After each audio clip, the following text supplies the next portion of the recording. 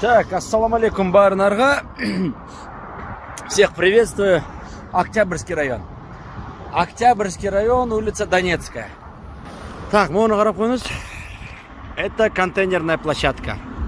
Тазалык 2 недели, ровно 2 жума мурун мо контейнерный аянчасын краскалап, сырдап, таптаза кылып, контейнерлерди порядок келтирип, мына плакаты повесили, плакаттары илинип, мына карап коюңуз. Площадку это мы приняли. Вся была косая, кривая. Помните, да? Донецкая, Ортасай базарын тегерге. Гарап коюңуз. Теперь посмотрите сюда. Что стало с этими контейнерами за 2 недели? Вот это знаете, что такое, люди? Это называется бакогруз машина.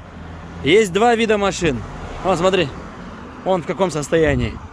Эти контейнера ушатались буквально 2 жуманын ичинде. Опять он его помял.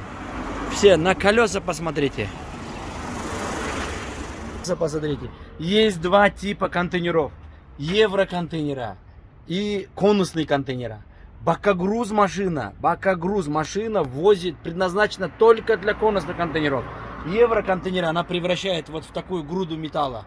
Вот, груду металла. Компания, которая обслуживает Октябрьский район. И сейчас вы наносите ущерб. Мы готовим вам иск. Мало того, что вы обвиняете нас в разных вещах, ладно, это уже в судебном порядке. Но посмотрите, что остается с контейнерами. Посмотрите, 2 недели назад у меня есть фотографии, есть видео, где мы эту контейнерную площадку на Донецкой, мы ее восстановили. 2 недели, и вы опять превратили в груду металла, опять превратили все контейнера. Машина не предназначена для евроконтейнеров. Она бакогруз для конусных. Хотите прямой эфир, я выйду с вами. Хотите эксперимент сделаем. Хотите экспертов пригласим, который скажет, ну не может грузить бакогруз евроконтейнер. Вот в такую вещь он его превращает. Вот, 25 тысяч сомов 1 контейнер. 25 тысяч. И когда вы вот такой... Это отдельно, сейчас мы комиссию сделаем, приемку сделаем этих контейнеров и вам выставим иск.